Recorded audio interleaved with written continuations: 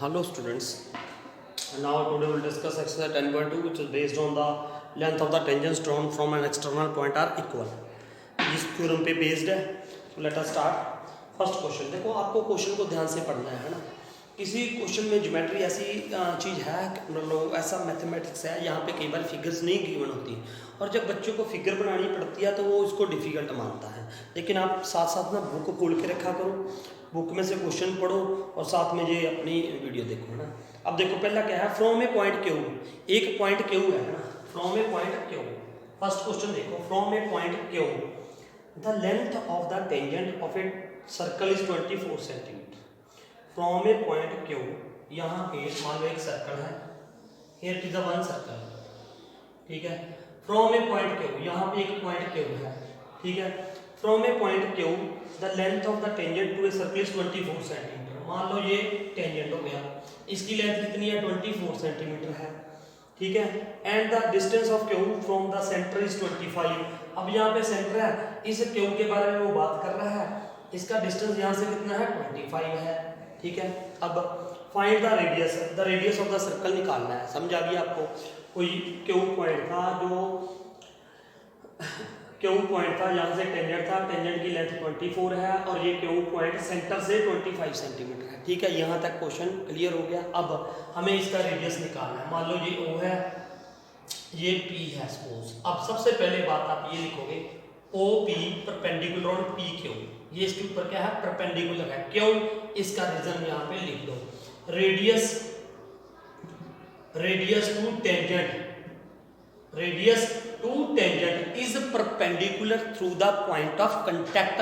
जो हमने 10.1 थ्योरम पढ़ी थी, लेकिन वहां पे आपने ये नहीं लिखना थ्योरम 10.1, रीजन आप पूरा लिखोगे. क्या, radius to the tangent, radius to the tangent is perpendicular through the point of contact. अब इसका मतलब OPQ.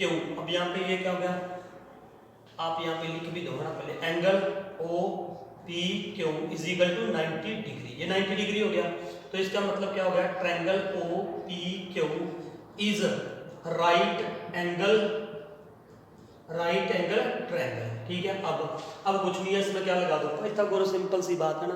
तो now what is there, OP square plus PQ square, this plus this square plus this square is equal to 25 का square. Pythagoras theorem है ना. 25 क्या, पहले ये लिख दो यार, क्या लिख देंगे हम, OQ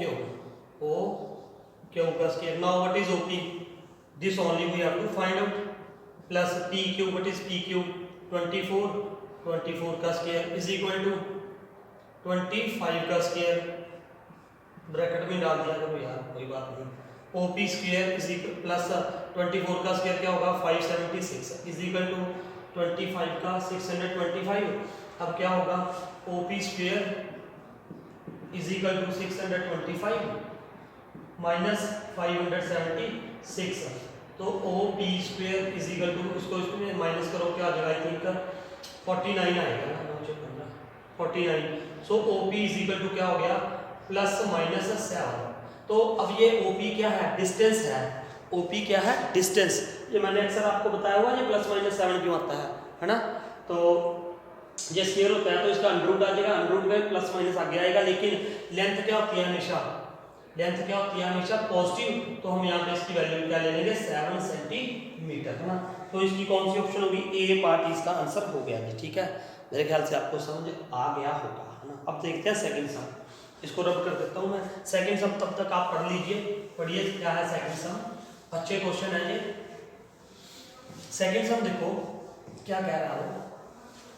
सेकंड सम यहाँ थोड़ा सा इधर करके मैं एक और तीसरा भी कर देंगे. देखो इधर, in a figure 10.11 figure is given, here figure is given, figure यहाँ पे गिवन है 10.11 figure is given.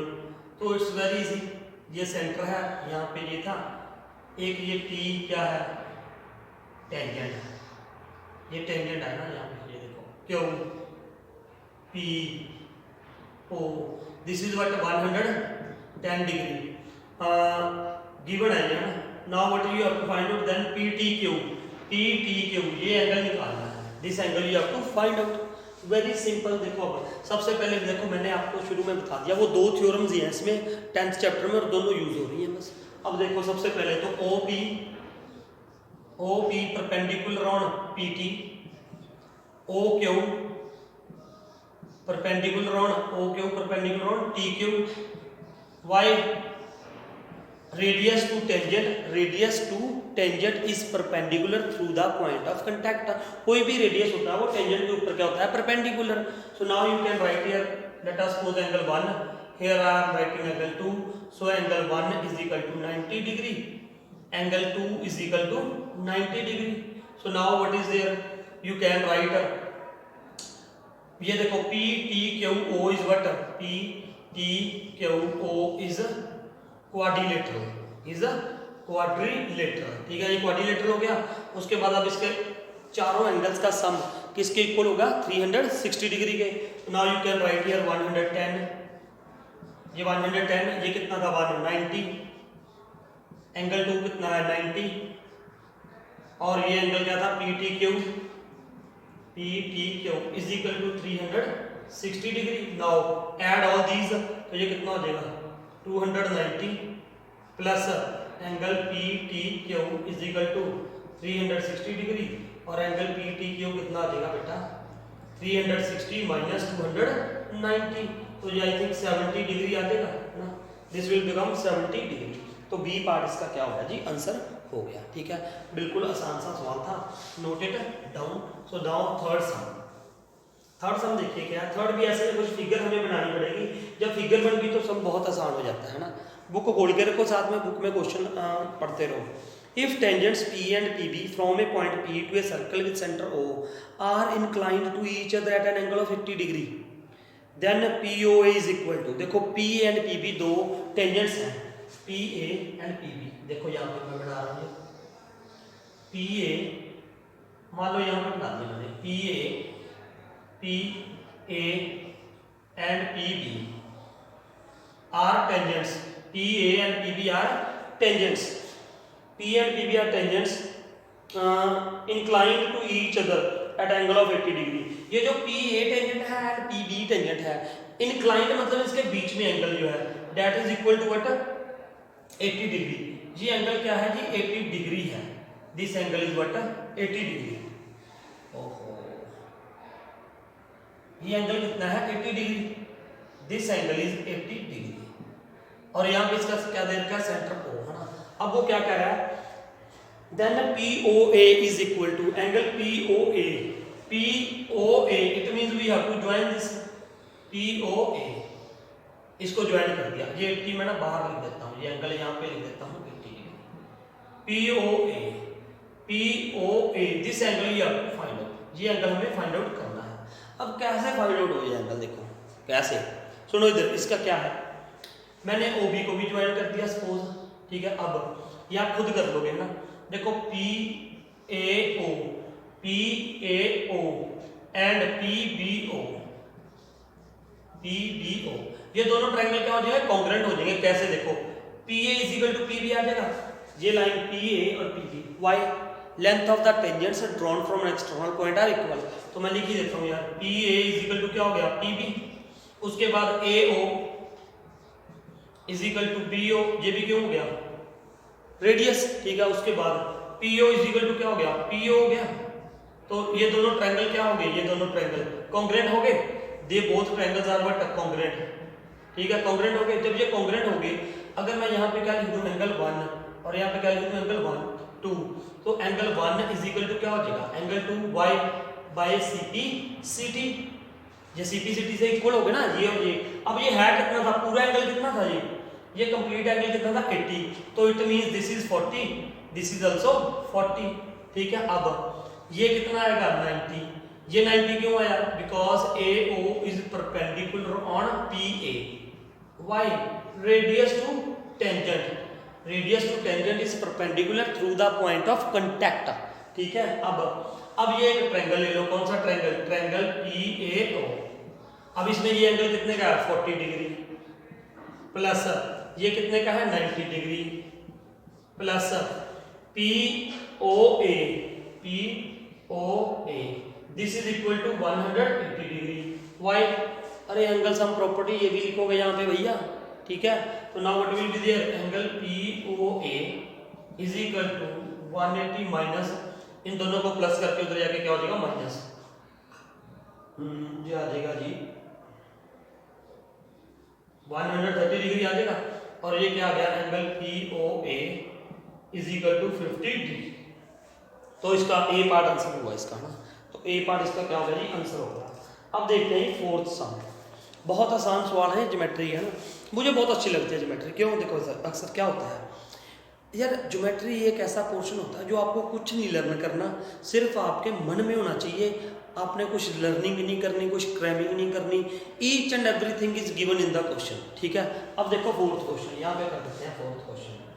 Fourth question में क्या है, prove that the tangents drawn at the ends of a diameter of a circle are parallel. कह रहा prove that the tangents, देखो क्या कह रहा है वो, उसने ये कहा है कि अगर एक डायमीटर ले लो, कहीं पे भी डायमीटर ले लो, टू डायमीटर्स है ना, सॉरी एक डायमीटर ले लो, कहीं पे भी डायमीटर ले लिया, ये मान लो डायमीटर है AB, तो ये सेंटर होगा, ये बात भी ध्यान में रखना, AB क्या है डायमीटर, ठीक है।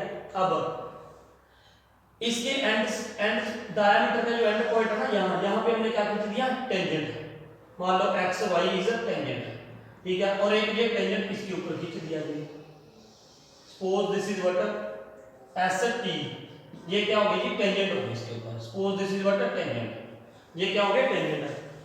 XY and ST are tangents, कहां पे खींचने हैं टेंजेंट्स, टेंजेंट्स कहां पे खींचने हैं, at the end points of the diameter, इसके और इसके ऊपर, ठीक है। अब वो कह रहा है ये दोनों क्या होंगे पैरेलल।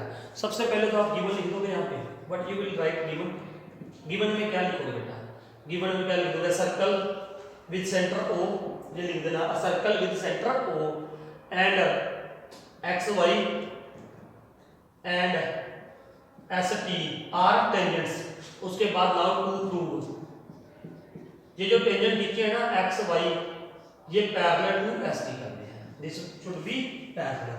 अब कैसे करोगे पैरेलल भैया, देखो दो तीन तरीके हैं इसके। सबसे पहले तो मैंने आपको कहा था यार वो दोनों थ्योरम यूज होनी है, कैसे यूज करनी है, देखो इधर सबसे पहले OA ये रेडियस है ना, ये क्योंकि डायमीटर था, ये रेडियस होगा, OA perpendicular on XY, OA perpendicular on XY by radius to tangent is 90 degree through the point of contact। उसके बाद OB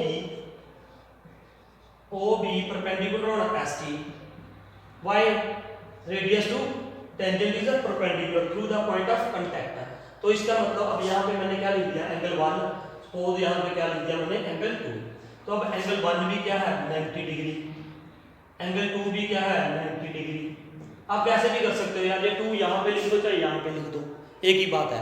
अगर मैं यहाँ पे लिख रहा हूँ एंगल 1 और एंगल 2, तो मैंने ये लिखा angle 1 plus angle 2 is equal to 90 plus 90 is equal to क्या हो गया 180 डिग्री।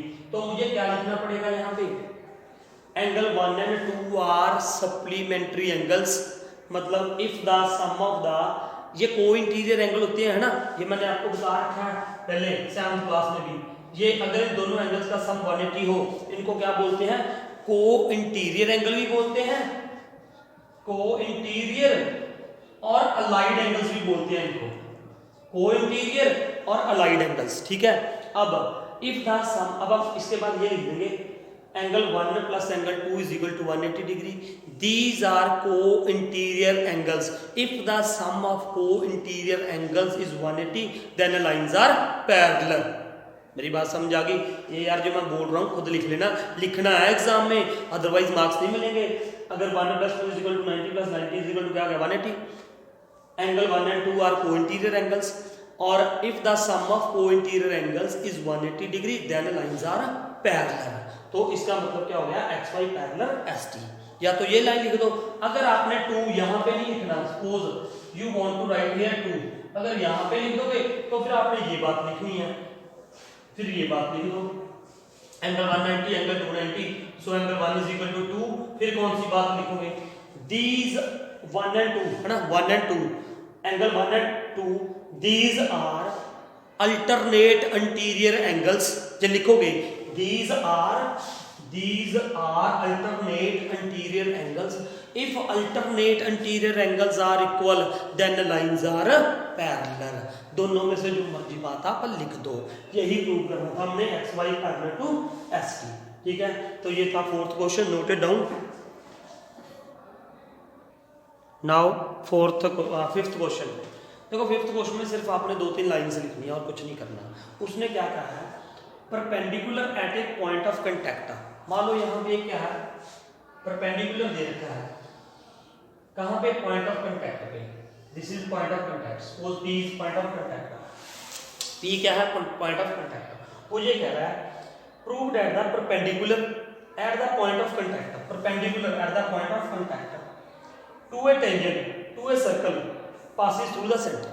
अब इसके ऊपर परपेंडिकुलर है, कहाँ से, उसने ये बोला है prove that the perpendicular at the point of contact to the tangent to a circle passes through the centre. देखो जनरल सी बात ना, अगर इसके ऊपर जो टेंजेंट होगा ना, जो इसके ऊपर परपेंडिकुलर होगा, जो इसके ऊपर परपेंडिकुलर होगा, वो हमने पढ़ा है ना, radius to tangent is what perpendicular. जो रेडियस होगा वो इसके ऊपर क्या होगा, परपेंडिकुलर होगा।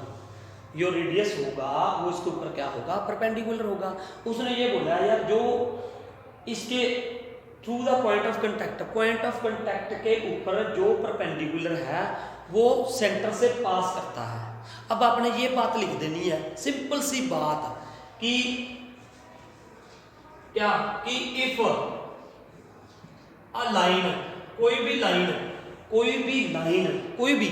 लाइन अगर परपेंडिकुलर है किसके ऊपर, टेंजेंट के ऊपर, through the point of contact, तो दैट विल बी रेडियस,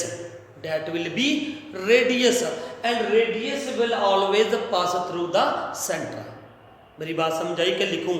आप ये देखो, आप लिखोगे if a line perpendicular to the point of contact, if a line perpendicular to the point of contact, if a line perpendicular to the tangent, ऐसे लिख दो, to the tangent through, यहाँ पे लिखो through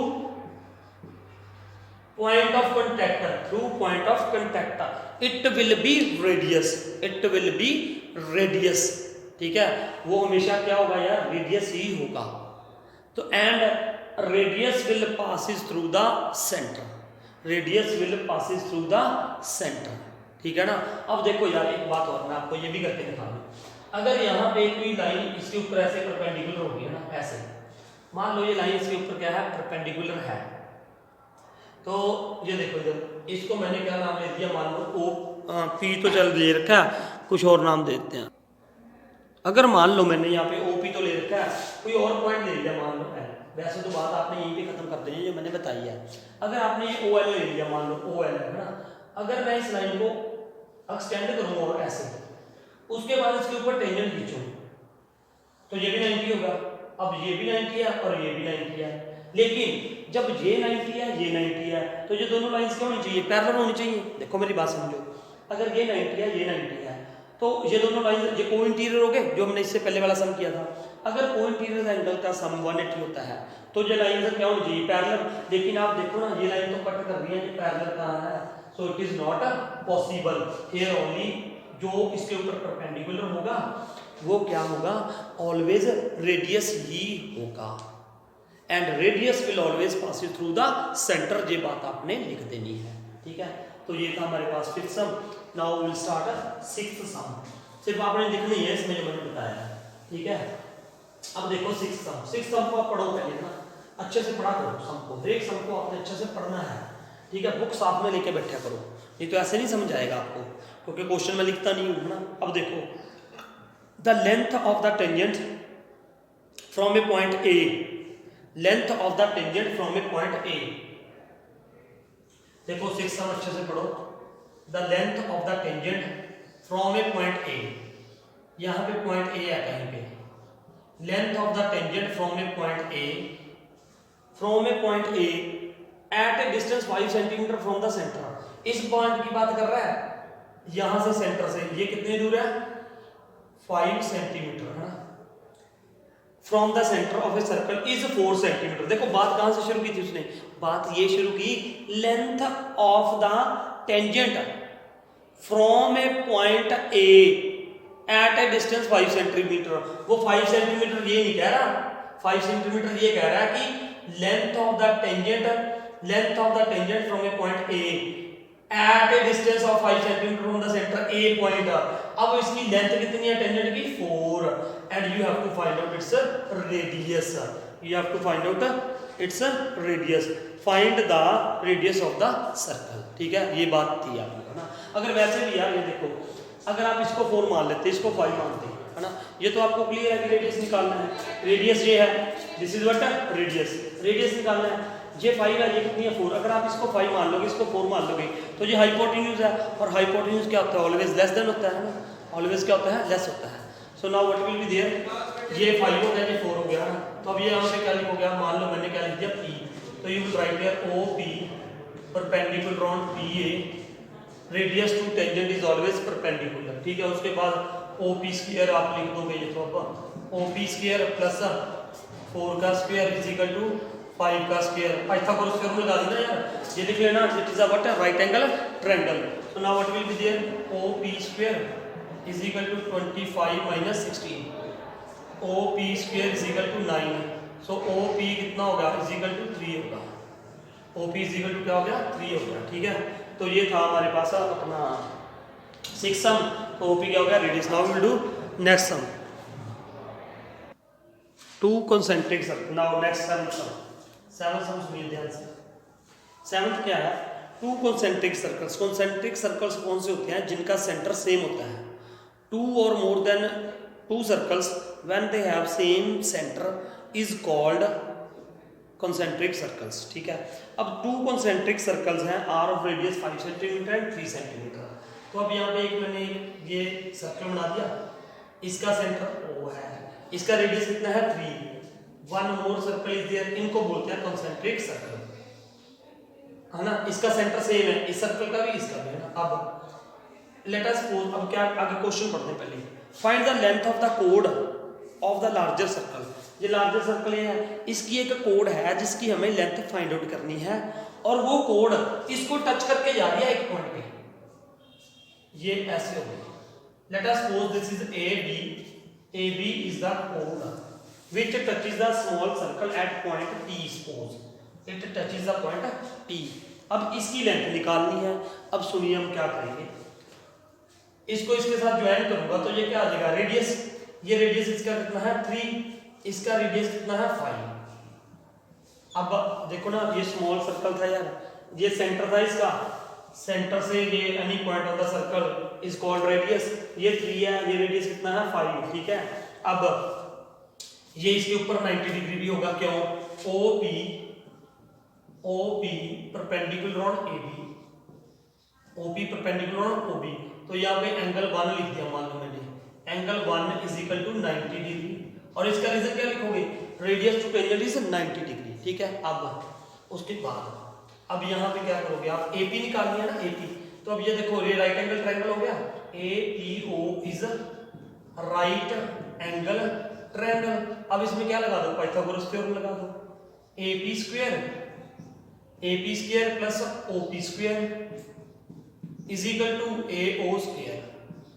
अरे perpendicular square plus base square is equal to H square होता है ना। तो ये क्या हो गया, AP कितना है यही निकालना है अब ये मेरे को। OP कितना है, OP 3 का स्क्वायर, AO कितना है 5 का स्क्वायर। तो ये क्या हो जाएगा, AP square is equal to 25, 5 का स्क्वायर 25, 3 का स्क्वायर 9, इधर आके 9 क्या कर दिया माइनस, मैंने थोड़ा सा शॉर्ट में कर दिया। तो AP square is equal to कितना आ जाएगा 16। So AP is equal to plus minus 4 आ गया। सो AP की वैल्यू हम क्या लेंगे, एग्जैक्टली वैल्यू 4, पॉजिटिव वैल्यू लेनी होती है हमेशा। ठीक है, तो अब AP 4 हो गया। अब मैं एक बात और बता दूं, AP इज इक्वल टू क्या होगा, BP होगा। ठीक है, अब क्यों होगा, अरे भैया ये आपने 9th क्लास में पढ़ना था, पढ़ा है कि नहीं पढ़ा 9th क्लास में, क्या perpendicular from the centre bisect the code. ये हमने 9th क्लास में थ्योरम पढ़ी थी, क्या अगर यहाँ पे ये कोड है और ये सेंटर है, अगर सेंटर से इसके ऊपर परपेंडिकुलर आ रहा है तो ये इसके इक्वल होगी, ए ओ इज इक्वल टू क्या होगा, ओ बी होगा। Perpendicular from the centre bisect the code, जो सेंटर से परपेंडिकुलर आएगा कोड के ऊपर, उस कोड को दो हिस्सों में डिवाइड कर देगा, ठीक है। Now A B is equal to क्या होगा, बी पी। तो ये ए बी कितनी होगी, ए बी, ये भी 4, ये भी 4, 4 + 4 इज इक्वल टू 8, ये क्या होगी 8, है ना। अगर आपको इसमें कोई डाउट है ना तो देखो, ये अगर मैं ऐसे करता है ना, जैसे मैंने ये 4 निकाल दी, ऐसे ये भी तो 4 निकाल सकता था। ये कितनी होगी 5, देखो ये 5 है, ये 3 है, तो ये भी 4 आ जाएगी। 4 + 4 ये ए बी कितनी होगी, ये 8 होगी हमारे पास। ए बी की लेंथ क्या आ गई, 8 आ गई, ठीक है। So note it down. हाँ, तो yes student, now will do 8th sum. 8th sum में देखिए क्या है, what is an 8th sum. 8th में क्या है, हमारे पास ये देखो एक सर्कल दे रखा है और सर्कल के बाहर क्या है जी, हमारे पास ये है क्वाड्रिलेटरल, ठीक है। और ये टेंजेंट्स है सारे, डी आर आर सी, ये पूरा टेंजेंट है, ये भी टेंजेंट्स है, ये भी टेंजेंट्स है, ये भी टेंजेंट्स है। ये देखो ये पॉइंट ऑफ कांटेक्ट है ना, ये बाहर से पॉइंट हो गया डी आर, ये भी टेंजेंट है, ये भी टेंजेंट है, ये भी टेंजेंट है, ये भी, ये भी, ये भी, ये भी, ठीक है। फिगर आपके सामने है। अब देखो हमें ये टू प्रूव करना है, A B plus C D is equal to A D plus B C. तो पहले तो आप ये लिख दो, है ना, ये सारा लिख दो, C R, sorry D R, C R, C Q, B Q, B P, A P, A S, ये सारे क्या है, टेंजेंट्स हैं। दीज ऑल आर टेंजेंट्स, ये लिख दो पहले। अब देखो इधर, now what will clear, I want here A B, I want here A B and C D. A B मुझे एक साइड चाहिए, है ना, मैं ए बी को उठाऊंगा, ए बी वाली लाइन ये होगी। अब सबसे पहले ये देखो ए पी है ना, प्रूफ देखो ध्यान से, बहुत अच्छा प्रूफ है, एक दो और सम्स में ये यूज होगा। ए पी है ना, A P is equal to, A P is equal to क्या होगा, ए एस। इसको फर्स्ट मान लो, ये क्या रीजन है इसका, length of the tangents drawn from an external point are equal. अरे यार ये देखो ना, ये एक एक्सटर्नल पॉइंट है और ये इसके ऊपर क्या हो गया, टेंजेंट हो गया ए एस, और ये ए पी भी टेंजेंट हो गया, तो इसका मतलब इन दोनों की लेंथ क्या है, इक्वल है। A P is equal to A S, A P is equal to A S, ठीक है। अब मुझे इस साइड ए बी चाहिए, है ना यार, ए बी में क्या प्लस होना चाहिए, बी पी। ए पी में अगर क्या प्लस हो जाए, बी पी, तो ये इस बात पे मैं स्ट्रेस इसलिए दे रहा हूँ, बच्चा क्या करता है एग्जाम में शुरू कर देता है, और इस बात को देखो, अब बी पी चाहिए ना, बच्चा यही पूछता है सर आपको कैसे पता लग जाता है। अरे भैया ये देखो ना, ए बी है, ए बी कैसे आएगा, अगर ए पी में बी पी ऐड हो जाएगी तो मैं बी पी ले लूंगा ना इधर। बी पी आपने ये ध्यान रखना है, इधर ही लेना है, क्योंकि बाद में हमने प्लस करना है।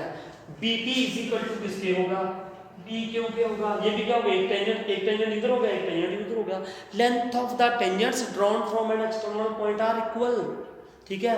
तो B P is equal to क्या हो गया, बी क्यू हो गया।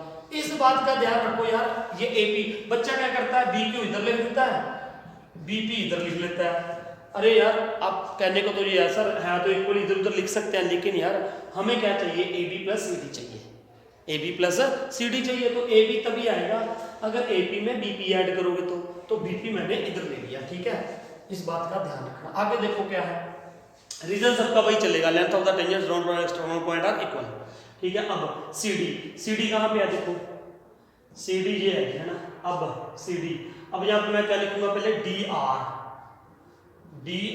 इज इक्वल टू, ये डी आर गया, this is equal to this, length of the tangents D R is equal to D S, इसका भी वही सेम रीजन, ठीक है। नाउ सी आर, अब डी आर में सी आर प्लस होगा तभी बात बनेगी, तो now what will be there, C R is equal to C Q, ये क्या होगी, फोर्थ। अब add first, second, third and fourth, add first, second, third and fourth.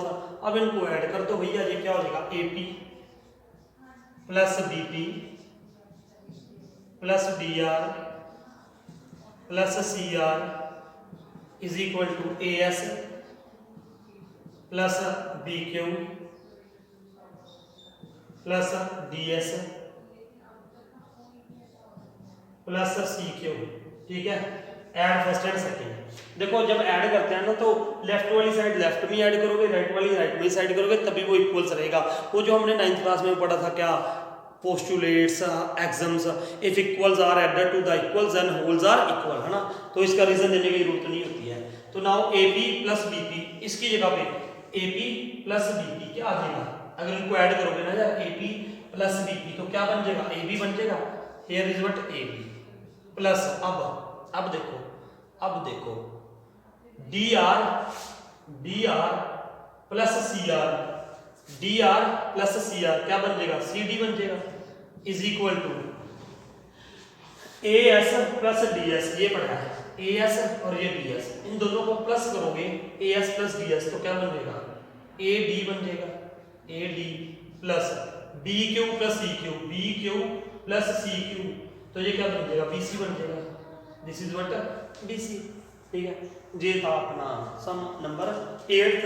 तो this only you have to prove, यही हमने prove करके दिखाना था, ठीक है। अब हम करेंगे नेक्स्ट सम 9th सम, ये आपको समझ आ गया होगा ना। सो नोट कीजिए इसको।